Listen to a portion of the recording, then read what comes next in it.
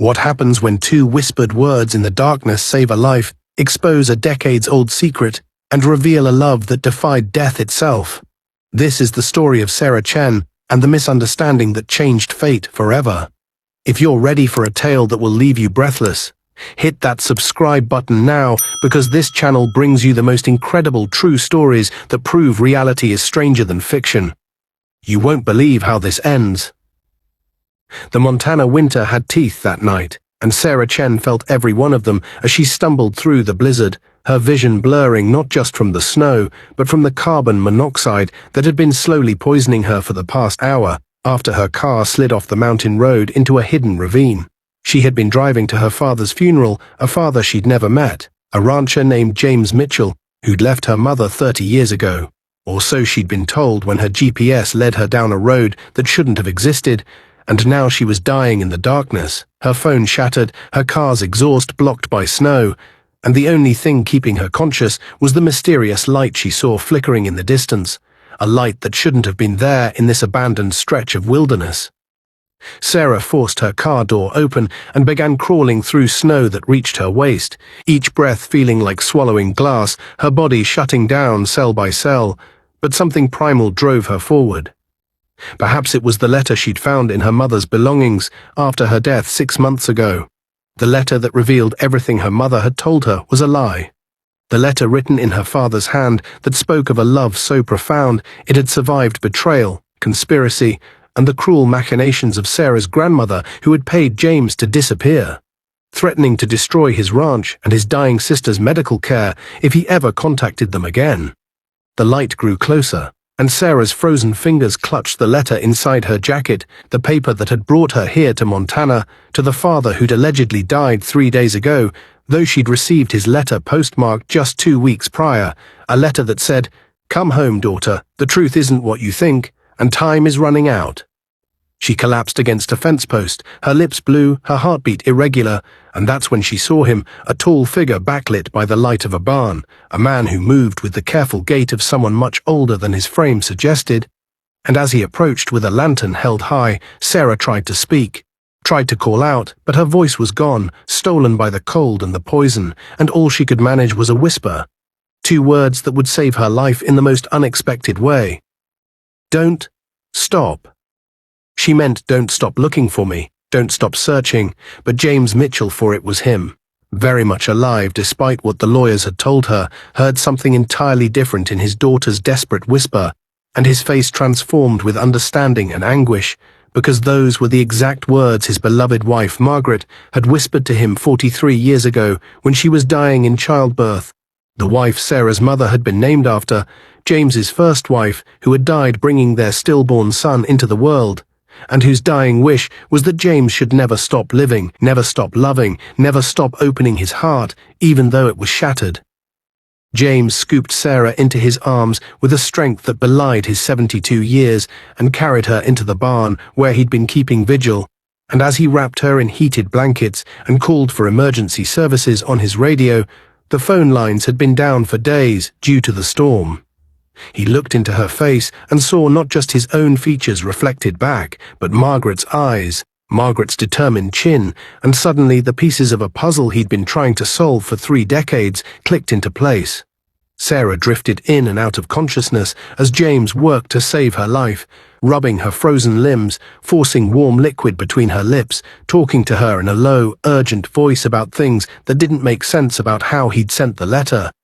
about how he'd never died, about how the lawyers who'd contacted her were part of an elaborate scheme orchestrated by her grandmother's estate executor, a man named Richard Voss, who had been embezzling from the family trust for years and needed James legally dead to complete the theft. As Sarah's body slowly warmed and her mind cleared, she heard her father's confession, how he'd loved her mother Catherine with everything he had after Margaret's death. How they'd met when Catherine came to work as a horse trainer on his ranch, how they'd fallen in love under the vast Montana sky, but how Catherine's mother, a wealthy and controlling woman from Boston, had discovered Catherine was pregnant and had threatened to have James arrested on false charges, had threatened his sister Clara, who was dying of cancer and needed experimental treatment that James's modest ranch could never afford. James had taken the devil's bargain, $2 million for Clara's treatment in exchange for disappearing forever, never contacting Catherine or his unborn child, and signing documents that would make it appear he'd abandoned them willingly, even cruelly.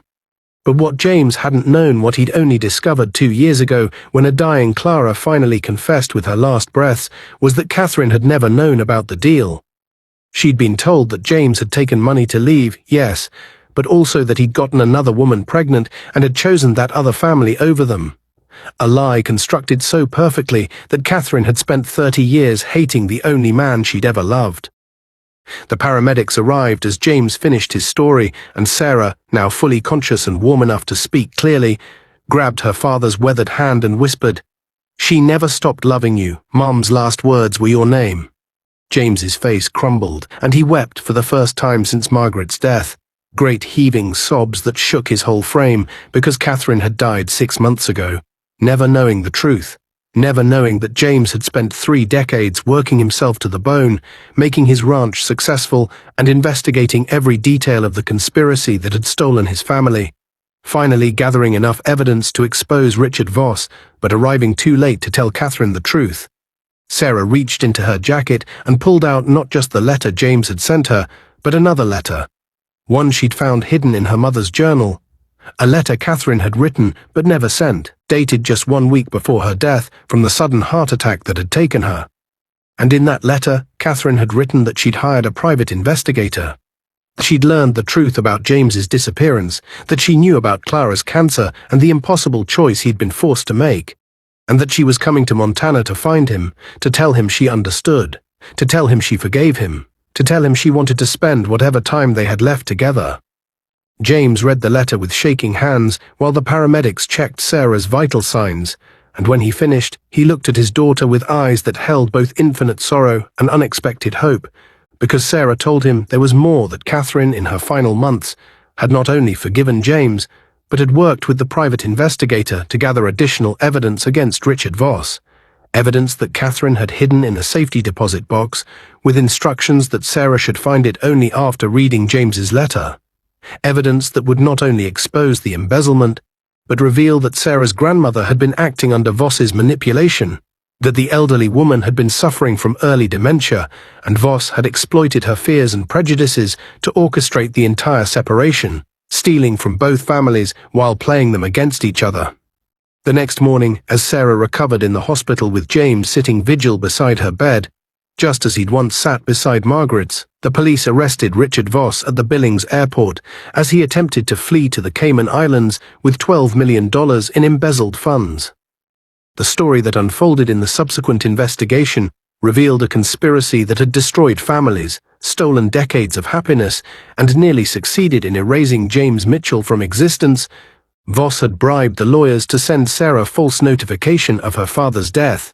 hoping she would sell the ranch remotely through his shell company, never knowing her father was alive, never discovering the truth. But Sarah's car crash, caused by GPS coordinates that Voss had manipulated to lead her away from the ranch, had instead brought her directly to her father through a glitch in the system, and her whispered words, "Don't stop,"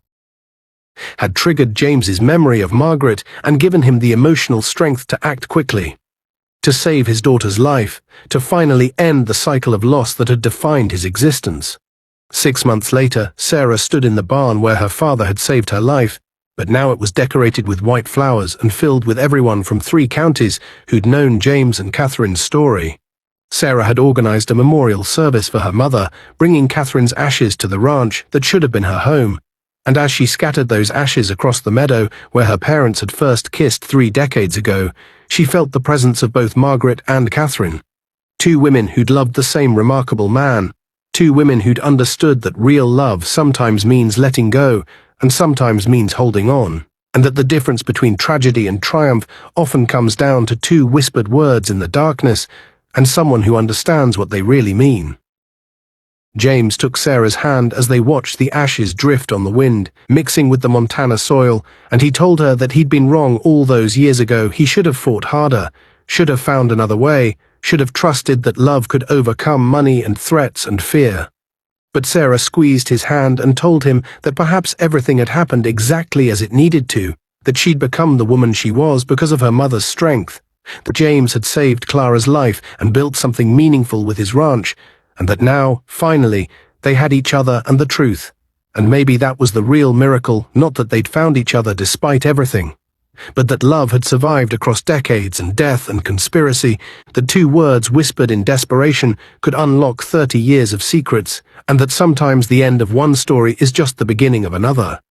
As the sun set over the ranch that evening, painting the sky in shades of gold and crimson, Sarah and James sat on the porch of the house he'd built for Catherine all those years ago, the house she'd never seen, and they began the work of building the relationship that had been stolen from them, knowing that while they couldn't reclaim the past, they could honor it by refusing to waste another moment of the future, by choosing to see their second chance not as consolation for what was lost, but as a gift hard-won and precious beyond measure, and by remembering that sometimes the greatest misunderstandings lead to the most profound truths, and that one cold Montana night, 2 words whispered in the darkness, didn't just save a life, they redeemed 2 souls, exposed a villain, and proved that love, real love, never stops even when death and time and human cruelty try to make it.